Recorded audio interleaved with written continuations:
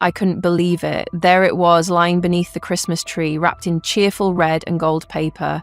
My 5-year-old son, Ethan, had just unwrapped it, his little hands fumbling with excitement until he pulled out the box. A DNA test kit. For a moment, the room stood still. The twinkling lights, the laughter of the family, the warm scent of cinnamon and pine. None of it existed anymore. The only thing I could focus on was the smug smile on Olivia's face. My husband's sister, the woman who had despised me from the moment I married Daniel. She was watching me. No, she was studying me, waiting, expecting me to react, but I didn't. Instead, I reached for my wine glass and took a slow sip. "Wow," I said, my voice smooth despite the storm brewing inside me. A science gift for a 5-year-old, how thoughtful. Daniel, who had been in the middle of chatting with his father, turned at the sound of my voice, his brow furrowed when he saw what Ethan was holding. A DNA test. His tone was puzzled, but there was an edge to it, a hesitation, and I knew in that instant that this was exactly what Olivia wanted. She was planting a seed. A seed of doubt, a seed that could destroy everything. I'm Emma, 32 years old, a business consultant, and the mother of the sweetest little boy in the world. Ethan is my entire heart. He's bright, funny, and has this way of making even the gloomiest days feel warm. Daniel and I have been married for 7 years. We met in our 20s, fell hard and fast, and built a life together. A good life. But there was always one problem. Olivia, from the moment Daniel introduced me to her, she made it clear she didn't approve. At first it was subtle, a raised eyebrow, a lukewarm smile, but over the years the hostility grew sharper. She picked apart everything I did, my career, my parenting, the way I decorated our home, the way I existed. She had a talent for making insults sound like concern.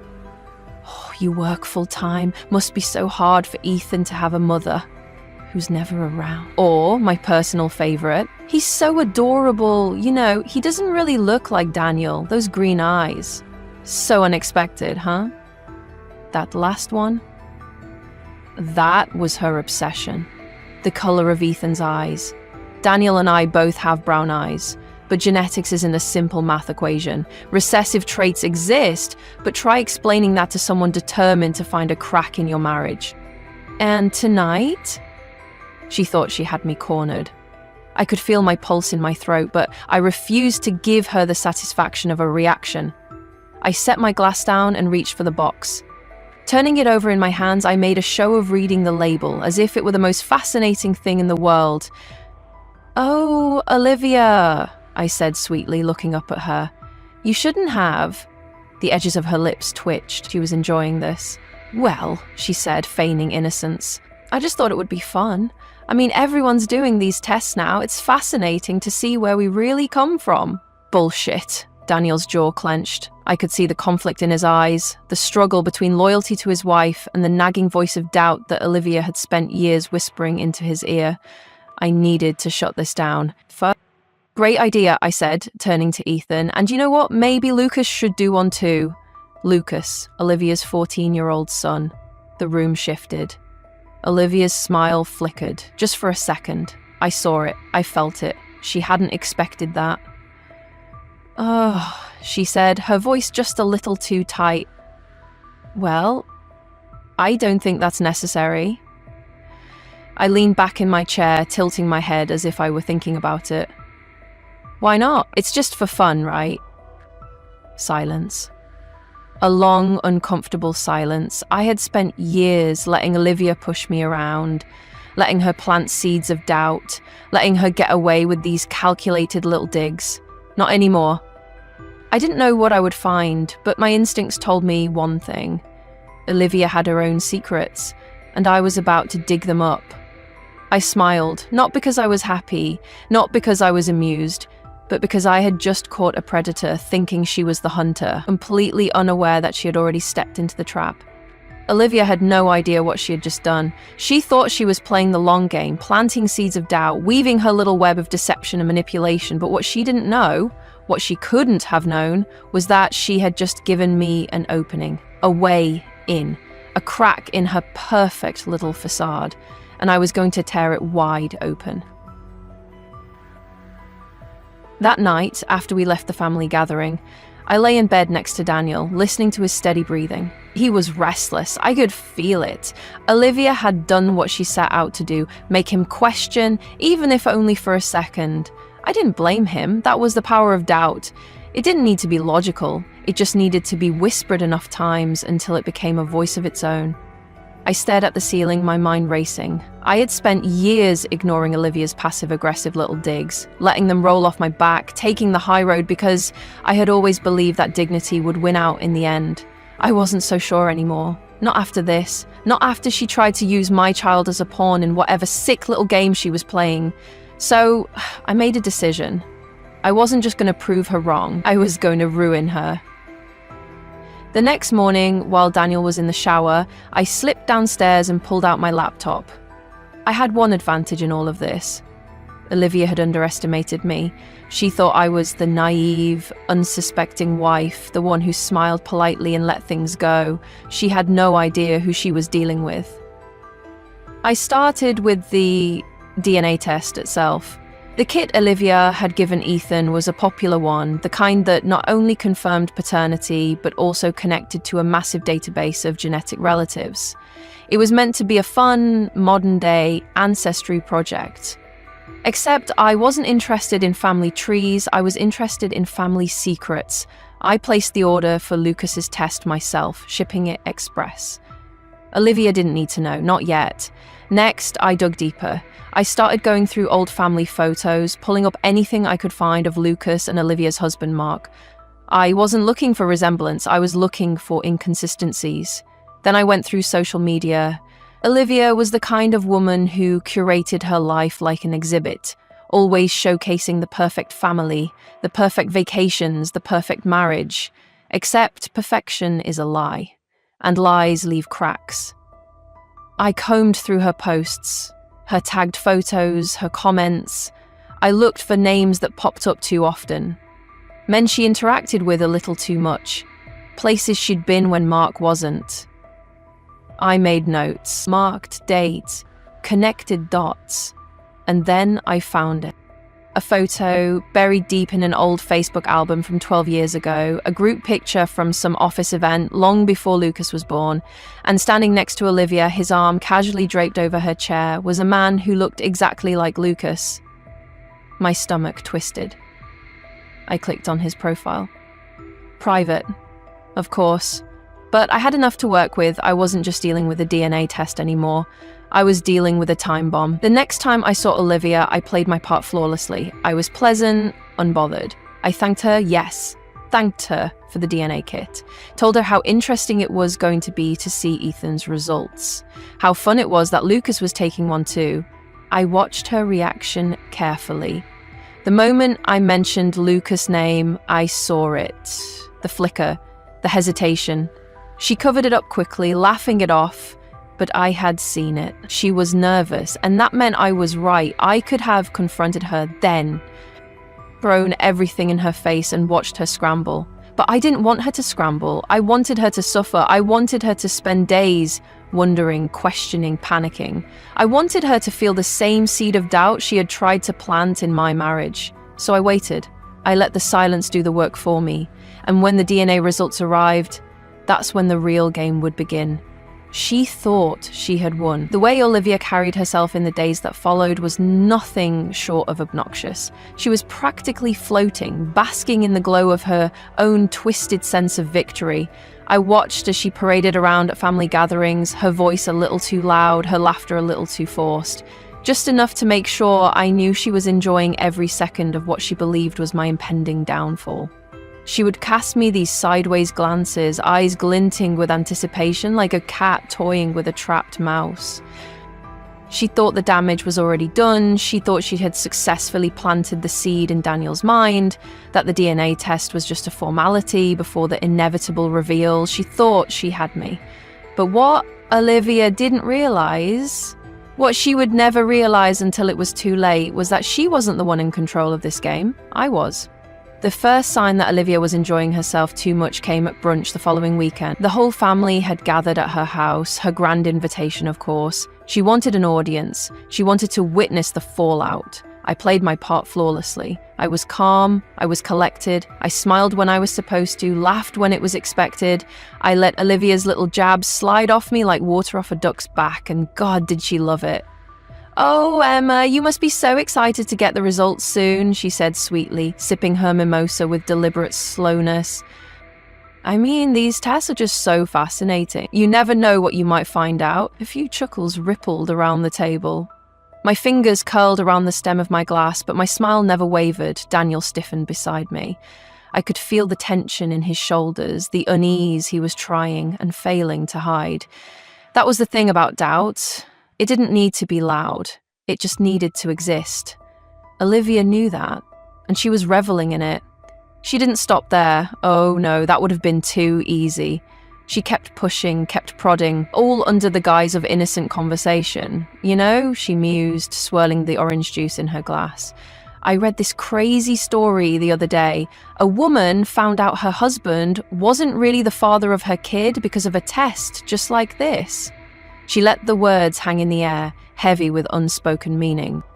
Well, let's just say, it didn't end well for her or the marriage. I held her gaze, refusing to blink. She wanted a reaction, she needed one, but I wouldn't give it to her. Instead, I leaned forward, resting my chin on my hand. "That's fascinating," I murmured. "Actually, Lucas's test should be coming in soon too. Isn't that exciting?" The shift was subtle, so subtle that no one else at the table noticed, but I did. The way Olivia's fingers tensed slightly around her glass. The way her smile faltered just for a fraction of a second. And just like that, the game had changed. That was the thing about people like Olivia. They never saw their own downfall coming. She had spent so much time crafting her little scheme, so much energy gloating over her imagined victory, that she hadn't even considered the possibility of it backfiring. And why would she? In her mind, she was untouchable. She thought she was the puppet master, pulling the strings, orchestrating my humiliation. She had no idea that she was the puppet. And I was about to cut the strings. Olivia wasn't just arrogant, she was addicted to the feeling of control. I saw it in the way she lingered around Daniel, always finding a way to touch his arm, always whispering things just low enough that I couldn't hear. She wasn't subtle. She didn't want to be. She wanted me to see it. She wanted me to snap. Because in her mind, I was already losing. And when people lose, they get desperate. But I wasn't desperate. I was patient. I was waiting. It was at another family dinner when she delivered her last fatal move. "So, Daniel," she said casually, cutting into her steak, "what's the timeline looking like? When do we get to see the results?" Daniel shifted uncomfortably. I think next week." She smiled. "Great. I mean, no rush. It's not like there's anything to worry about, right?" I swear, I could have laughed. She was so damn predictable, so smug, so certain that she had won. I placed my fork down gently, locking eyes with her across the table. "I actually checked this morning," I said smoothly. "Ethan's test results should be in within a couple of days." She nodded, satisfied. "And Lucas should arrive tomorrow." The colour drained from her face. I watched her throat bob as she swallowed. A flicker of something crossed her features. Something no one else noticed, but I did. Panic. Because suddenly she was the one waiting for a test result. Suddenly she was the one with something to lose. And for the first time since this whole thing started, she finally understood that she wasn't in control anymore. I didn't rush it. I let her sit with that unease. I let the fear settle in. Let her overthink, let her realize that she had just made the biggest mistake of her life. And when the DNA results finally came in, that was when I would strike. Because Olivia's little game was about to end, and I was going to make sure she never played another one again. She had no idea what was coming. For days, Olivia had strutted around like a queen, convinced she had won. She thought she had planted a poisonous seed in my marriage, convinced Daniel to second-guess everything he knew about me, about Ethan. But what she didn't know was that I had planted a seed of my own. And hers? It was nothing more than a weed. Mine was a ticking bomb, and the countdown had just hit 0. The results had arrived. I checked the email, heart hammering but steady. Ethan's test came first. Exactly as expected. A perfect 50% match with Daniel. My son, my real son. Not that I had ever doubted it, but now I had the proof Olivia so desperately wanted to use against me. And then Lucas's results. My breath slowed as I clicked open the file. There it was, 0% match with Mark, not his father, not even close. I exhaled slowly, the corners of my mouth twitching. Oh, Olivia, you played the wrong game with the wrong woman. Now, I had everything I needed. I took a screenshot, saved the files, and let my mind weave the perfect strategy. This wasn't just about exposing her, no. This had to be flawless. This had to be painstaking. She had tried to tear my family apart. I was about to burn hers to the ground. I waited until the next family gathering because poetic justice required an audience. It was a Sunday lunch at Olivia's house. She played hostess, flitting around, greeting people, the picture of self-satisfaction. The whole time I sat back, watching, waiting. Daniel was quieter than usual, a lingering shadow of doubt still hovering over him, exactly as Olivia had intended. I needed to erase it. No, I needed to shatter it. So when everyone had settled in, drinks in hand, food steaming on their plates, I cleared my throat. I just want to take a moment, I said, standing up, my voice warm, inviting, to thank Olivia. She blinked, clearly not expecting that. For what? She asked, laughing, eyes darting around. For the Christmas gift, I said smoothly. The DNA kit. It was eye-opening. The air shifted. I could feel the tension spread like a wave rippling through the room. Olivia still had that smug look, but it faltered, just a little. Oh, she asked, forcing a smile. That's wonderful, and what did you find out? I let the silence stretch. Let her squirm. Then, with deliberate slowness, I pulled out my phone, tapped the screen, let the email glow bright in my hands. Well, I said, lifting my eyes to meet hers, it turns out Ethan is Daniel's son, 100% biological match. Daniel let out a breath, relief. Olivia's face barely changed, but I saw it, the flicker of disappointment. She had been so sure she was right, so sure she had found a crack in my marriage. She had no idea that the real crack was in her own. I smiled, letting the moment breathe, letting her think it was over. Then I tilted my head. But the real surprise? I turned the screen toward Mark. Lucas isn't yours! The words hit the room like a bomb. A hush fell over the table, forks scraped against plates, glasses were set down with soft clinks. Mark frowned, confusion flickering across his face. What? Olivia went still. I watched her swallow, her entire body rigid. What the hell are you talking about? I held up the phone. The DNA test results, I said sweetly. See for yourself. Mark reached for it, his fingers trembling slightly. He scanned the screen, his face going pale. And then Olivia cracked. This is ridiculous, she snapped, her voice too sharp, too defensive. These tests aren't always accurate. There are errors. Really? I raised an eyebrow, because Ethan's results were spot on. Silence. Then Mark's voice, low and shaky. Olivia, tell me the truth. She opened her mouth, closed it. And that's when I knew. She had nothing. The next few minutes were a blur of chaos. Mark pushed back from the table, his face contorted in betrayal, demanding answers. Olivia sputtered, flailing, trying to deny, deflect, control, but it was over. I sat back, sipping my wine, watching the unraveling. You've been lying to me. Mark's voice cracked, raw and wounded. It's not what you think. How long, Olivia? His voice was sharp, almost a whisper, like he was afraid of the answer. She said nothing. Mark stood abruptly, knocking over his chair. I need some air. He stormed outside, slamming the door behind him. And then? Olivia turned to me. You bitch, she hissed, her face red with rage. I only smiled. You started this, I said calmly, placing my phone down. You wanted to expose a secret, Olivia. Congratulations, you did. She was shaking, actually shaking, and for the first time ever, she had no words. The fallout was exactly as expected. Mark packed his bags that night. He demanded a paternity test for their younger daughter, and when those results came back, same story, not his.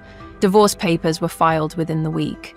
The family turned on Olivia. She had spent so much time playing the role of the perfect wife, the moral authority, and now she was the disgrace. People whispered, avoided her. No one wanted to be around a woman who had lived a lie for years. And Daniel, he saw through it all. Through Olivia's manipulations, through the doubt she had planted, he apologized profusely. And me, I won. Not just the game, not just my marriage. I had destroyed Olivia. And God, it felt good. The last time I saw Olivia, she looked hollow. The confidence, the smugness, the superiority. It was all gone. She had nothing. No husband, no credibility. Nothing but the weight of her own lies, crushing her from the inside out. I leaned in, lowering my voice so only she could hear. "You should have been more careful with your games," I murmured, "because some of us, we don't lose." Then I walked away, leaving her standing there in the wreckage of her own making, and I never looked back. Olivia was gone. Not physically, she still existed, still walked, still breathed, but her world, the perfect little empire she had built, that was dead, and I had buried it myself. It was poetic, really. She had tried to dig up dirt on me, to fracture my marriage, to humiliate me in front of our family, but instead she had unearthed her own filth, her secrets, her lies, her complete irreparable destruction. The fallout had been glorious. Mark filed for divorce within the week. He had wasted 14 years believing he was raising his own son, only to discover that neither of Olivia's children were his. The rage in his eyes the night he left was something I'll never forget.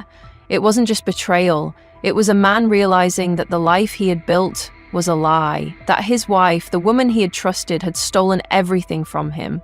And Olivia? She tried so hard to hold on to something, anything. She begged, pleaded, cried. She told Mark it had been a mistake, that she loved him, that they could work through this.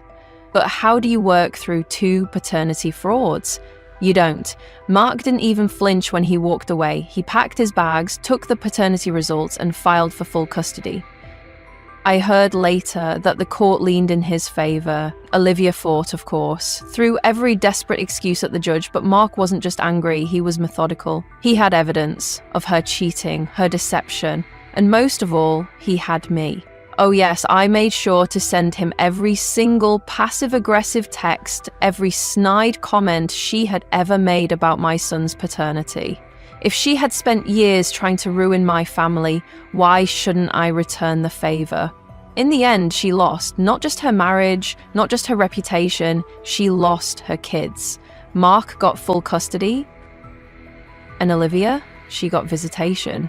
Supervised, twice a month. I imagine that must have been the worst part for her, because Olivia wasn't just a liar, she was a control freak. She had spent her whole life pulling strings, playing the puppeteer, manipulating situations to her benefit. And now, she had no control. None. She had gone from the queen of the family to the woman no one spoke to. No one invited her to brunch anymore, no one trusted her anymore. She had built her entire life on being the one who knew best. The one who judged others. The one who played the role of the perfect wife, perfect mother, and now she was just pathetic. Daniel, to his credit, had taken everything in quietly. I think deep down he had known Olivia was a snake for a long time. He just hadn't been able to admit it before. After the explosion at dinner, after Mark left, Daniel sat with me on our porch in silence. Finally he spoke. "I should have never doubted you." I turned, watching him carefully. He sighed, running a hand through his hair. She played me. For years. I nodded. She played all of us. More silence. Then he let out a bitter laugh. "You really let her walk into that one?" I smiled, slow and sharp. "I did." He exhaled, shaking his head. "I don't know whether to be scared of you or grateful." I tilted my head, considering it. "Both," I said lightly, because honestly, he should be. I had never been the type of woman to strike first, but I had always been the woman to finish it, and that was exactly what I did. The last time I saw Olivia was at a grocery store, of all places. I almost didn't recognize her. She looked small. Not physically, no, she was still the same woman, still wearing designer sunglasses, still dressed like she had somewhere important to be, but it was her presence. The arrogance was gone, the self-importance, the smug confidence, it had all been stripped away. She saw me before I saw her, and for the first time ever, Olivia didn't approach me. She turned, pretended to study a box of cereal like it was the most fascinating thing in the world. I could have walked away, could have ignored her, let her sit there in her own misery, but I didn't. Instead, I strolled up beside her, casually picking up a box myself. She stiffened. "Olivia!" She didn't look at me. I smiled. "How's Mark?" No answer. "How are the kids?" I asked, voice dripping with false sweetness. Her grip on the cereal box tightened. I leaned in just slightly, lowering my voice. "You spent years trying to tear my family apart," I murmured. "How does it feel, Olivia, knowing that you destroyed your own instead?" Her shoulders tensed. I could see it then, the rage, the resentment, but she didn't speak. Because what could she possibly say? I had won, she had nothing left, and I wanted her to sit with that. I placed the box back on the shelf and turned to leave. But just before I walked away, I threw one last dagger. "Next time," I said, glancing over my shoulder, "choose your battles more wisely." Then I walked out, and I didn't look back. Life after Olivia was peaceful. No more forced smiles, no more backhanded comments at family gatherings, just quiet. Ethan, of course, was too young to understand what had really happened, but I was grateful for that, because now he would grow up in a family without her toxicity, without her poison. Daniel and I grew stronger from it. There was something about surviving a war together that made a marriage unshakable. Never doubted me again, not even once. And Olivia, I heard through the grapevine that she tried to rebuild her life, that she dated some new guy, but it didn't last. Nothing ever did after that, because once you've been exposed as a liar, a manipulator, a fraud, people never look at you the same way again. She became a ghost, a cautionary tale. And I thrived, I flourished, I won.